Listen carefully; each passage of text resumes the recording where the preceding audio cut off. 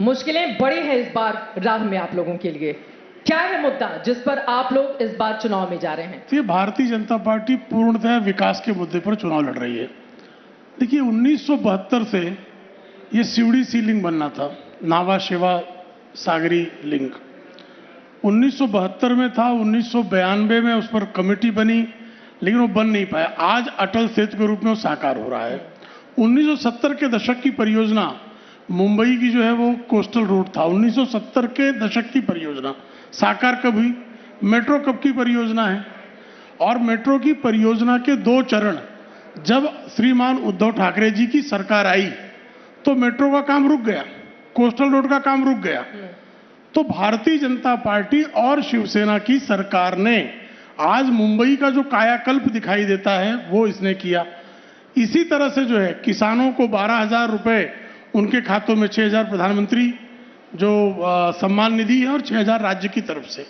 उसी तरह से महिलाओं के सशक्तिकरण में लाडली बहन योजना का लाभ, किसानों के लिए जो है उनको मुफ्त बिजली का जो है व्यवस्था, 1 लाख लोगों को जो है पुलिस बल में पिछले 2.5 वर्ष में जो है समाहित करने का काम हुआ। 1 लाख लोगों को जो है वो 10,000 रुपए प्रति माह उनको जो है अप्रेंटिसशिप के रूप में, प्रोबेशन के रूप में मिलने की योजना, यानी हर क्षेत्र में काम किया गया है। और आप जो हैं चरण जी बहुत अच्छे व्यक्ति हैं, लेकिन कृपा करके इनसे पूछ लें कि उद्धव ठाकरे की सरकार के समय की 2 योजनाएं बता दें। विधान परिषद के आप पूर्व सदस्य रहे हैं चरण सिंह सापरा जी, मेरा ये सवाल है कि बीजेपी की ओर से सवाल उछाले जा रहे हैं कि आप लोग क्या कामयाबी गिनाएंगे, और बड़ा दिलचस्प रहा है। देखिए 2019 विधानसभा के वक्त कांग्रेस पार्टी कहां चौथे नंबर की पार्टी थी, लोकसभा में आते आते आपके सहयोगियों ने आपको पहले नंबर की पार्टी बना दिया है। तो इस बार जोश के साथ चुनावी मैदान में है? बिल्कुल जोश के साथ मैदान में है। और जिस तरह से अभी भारतीय जनता पार्टी के प्रवक्ता बता रहे थे, ये अपने काम गिना रहे थे, लेकिन इनको मैं याद दिलाना चाहूंगा कि जितने भी काम इन्होंने गिनाए हैं उसकी सारी प्लानिंग जो है और उसका जो एग्जीक्यूशन स्टार्ट हुआ वो हमारी जो महाविकास आघाड़ी की सरकार थी उस समय स्टार्ट हुआ। उससे भी पहले जब मुझे याद है कि आदरणीय विलासराव देशमुख जी मुख्यमंत्री थे, या आदरणीय सुशील कुमार शिंदे जी मुख्यमंत्री थे, या अशोक राव जी थे जो आजकल इनके साथ हैं, उस समय की जो प्लानिंग हुई थी उसके फीते काट काट के ये इसका क्रेडिट लेना चाहते हैं। ये पहली बात। ये महायुति सरकार जो है इसको मैं महाझूठी सरकार कहता हूं। अभी आपके सामने शरेआम झूठ बोल रहे, मैं उसको एक्सपोज कर रहा हूं।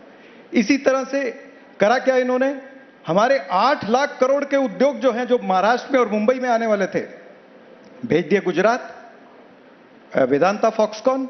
इसी तरह से ड्रग्स पार्क, टाटा एयरबस का 295 का उद्घाटन आदरणीय प्रधानमंत्री जी ने 2-3 दिन पहले करा है। ऐसे 17 प्रोजेक्ट 8 लाख करोड़ के महाराष्ट्र मुंबई से बाहर जाते हैं।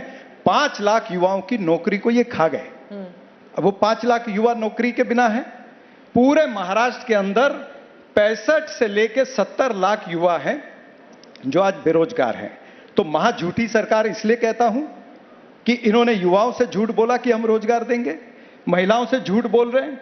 लाडली बहन की योजना इन्होंने की है, ठीक है, मानते हैं, लेकिन उसी बहन की जीवन आवश्यक वस्तुएं कितनी महंगी हो गई है।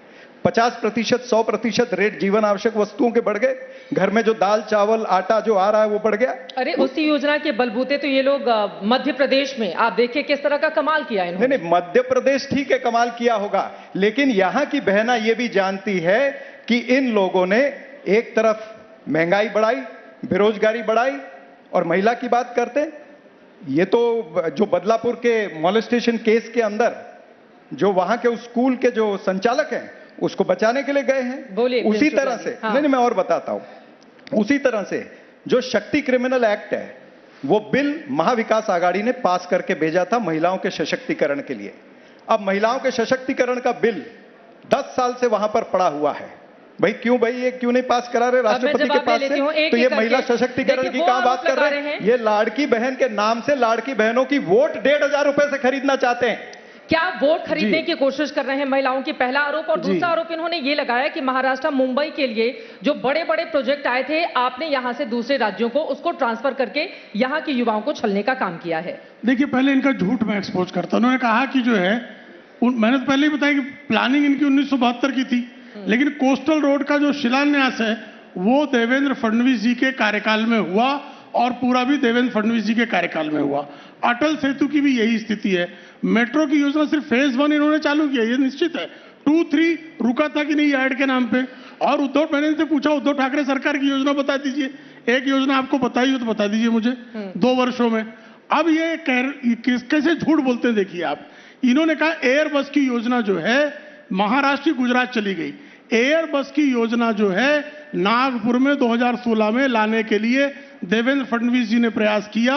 2021 में 2019 से 22 के बीच में जब इनकी सरकार थी, बारंबार एयर बस के लोगों ने प्रयास करने के बाद भी उद्धव ठाकरे की सरकार ने कोई रिस्पॉन्स नहीं किया।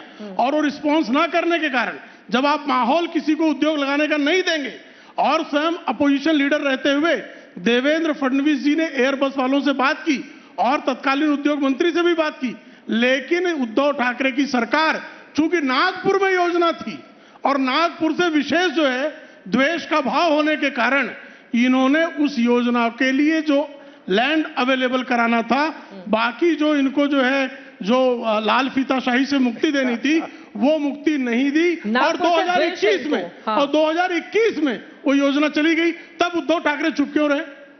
क्या कारण था? इसका उत्तर नागपुर से द्वेष है इनको। हाँ, है ना द्वेष। विदर्भ के साथ जो है लगातार सौतेला व्यवहार। आप पूरे कार्यकाल में कांग्रेस के 60 वर्षों 50-55 वर्षों के कार्यकाल में विदर्भ के साथ, और विदर्भ में जो है हमेशा जो है वहां विकास की योजनाओं के लिए जितना फंड आवंटित होना चाहिए था वो नहीं हुआ, ये सच्चाई है। और समृद्धि महामार्ग कब बना? जब देवेंद्र फडणवीस जी मुख्यमंत्री बने। ठीक है,